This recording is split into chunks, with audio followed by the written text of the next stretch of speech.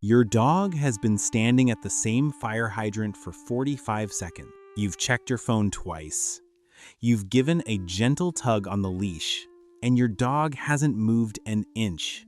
Just standing there, nose pressed to the metal, completely absorbed in something you can't see, smell, or understand. Most people think this is just sniffing. A dog being a dog. Cute, maybe a little inconvenient, but essentially meaningless. But what's actually happening in your dog's brain at that exact moment is something neuroscientists compare to reading an entire newspaper in under a minute. Every fire hydrant, every blade of grass, every invisible trace on the sidewalk. It isn't random, it's a system, an ancient one. And most people spend their whole lives walking their dog without ever understanding what they're actually witnessing.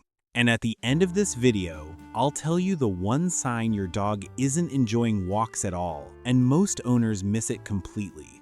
Let's start with the obvious explanation, because it sounds reasonable. Walks are for exercise. You get the steps in, your dog burns energy, you both come home tired. That part is true. Dogs need to move their bodies. No one is arguing otherwise. But here's what the research actually shows. A dog that walks for 20 minutes with full olfactory freedom, meaning they stop and sniff whenever and wherever they want, shows dramatically lower cortisol levels and a significantly lower heart rate than a dog that walks the exact same distance on a tight, fast-moving leash. Same distance, same time outside, completely different brain states at the end. So the walk is doing something your dog's body clearly registers as important. Something that has nothing to do with how far they went. Which means the real question is, what is sniffing actually doing to your dog's brain? Alexandra Horowitz runs the Dog Cognition Lab at Barnard College. She's spent years studying how dogs perceive the world, and what she found about the nose is genuinely difficult to comprehend. A dog's nose contains approximately 300 million olfactory receptors. Yours has around 6 million, but the number alone doesn't capture it. The part of a dog's brain dedicated entirely to processing smell is proportionally 40 times larger than the equivalent region in a human brain. 40 times. Think about what that means in practice. Imagine if you could look at a park bench and instantly know who sat there this morning, whether they were stressed or calm, whether they'd been sick recently, what they ate for breakfast, and whether they'd been there before. That's what your dog is doing with every single sniff, not vaguely, precisely. Every walk is your dog reading the social world of your neighborhood. Who passed through last night? Who is new to the area? Whether the dog from the corner house came through this morning, whether that person who sometimes jogs here is running a fever, it is not aimless wandering. It is deeply intentional information gathering, a news feed updating in real time. When you pull the leash and make them move on, you're not just interrupting a sniff, you're closing the newspaper before they've finished the headline. But here's the part that goes deeper than biology. Researchers at the University of Veterinary Medicine in Vienna studied what happens to dogs psychologically when they have control over their walk route.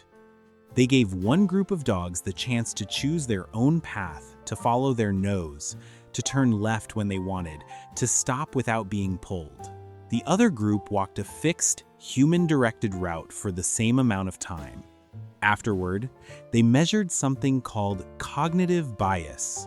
In behavioral science, that's how researchers assess emotional state. Essentially, does this animal expect good things to happen or bad things? The results were striking. Dogs who got to choose their own route during the walk showed significantly more optimistic behavior afterward, more confident, more resilient, more willing to approach uncertainty. Dogs who were directed the whole time? The opposite. This is what's easy to miss. The walk isn't just exercise for the body, it's autonomy training for the mind. A dog who has even partial control over their environment, who can pause, redirect, investigate, develops better emotional regulation overall. They become more adaptable animals, more settled. Your dog doesn't need to go far. They need to feel like the walk belongs to them. And now here's the part that puts all of this in a different light entirely. In the wild, wolves cover 20 to 30 miles a day, not in straight lines, not on a fixed route, in weaving, sniff-led territory mapping circuits.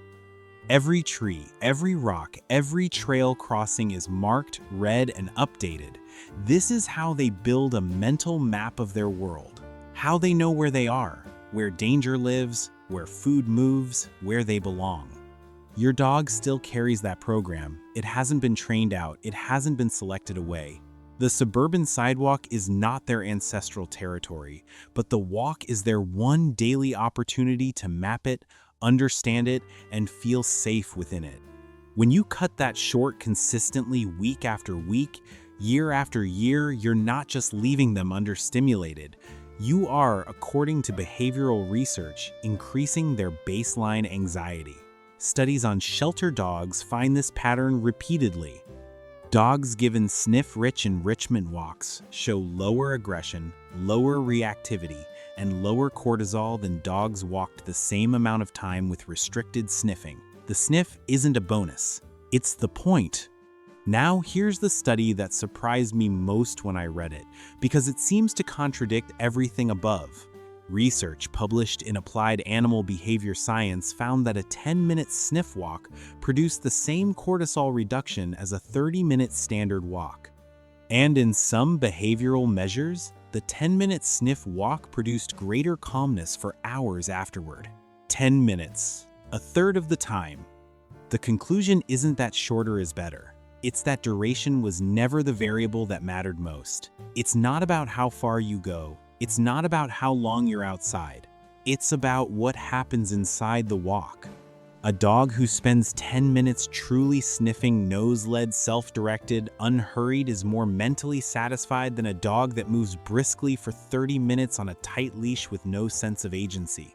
Quality, every time, over quantity.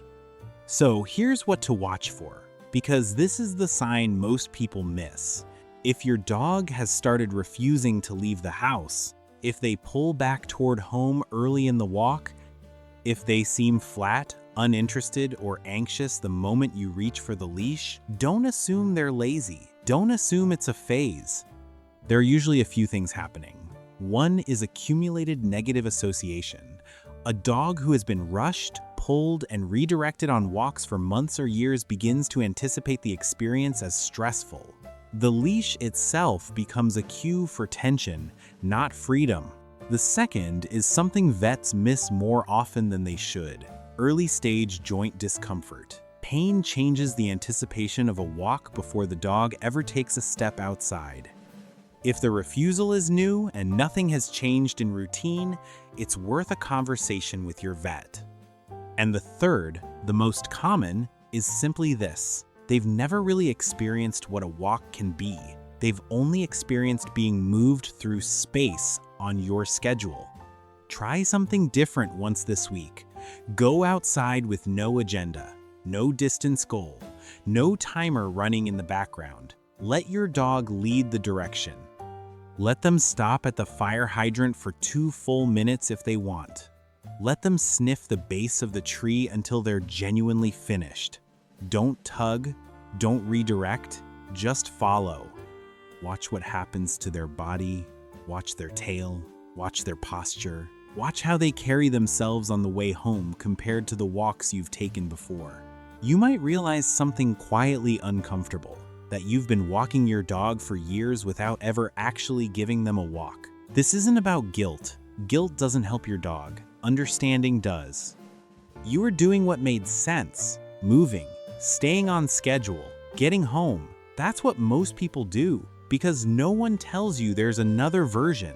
No one explains that the thing your dog needs most from the walk is the thing you've been shortening every single time. Now you know what's happening at that fire hydrant. You know why it matters. You know what it costs them when the leash goes taut and their nose gets pulled away mid-sentence. That knowledge is the thing that changes.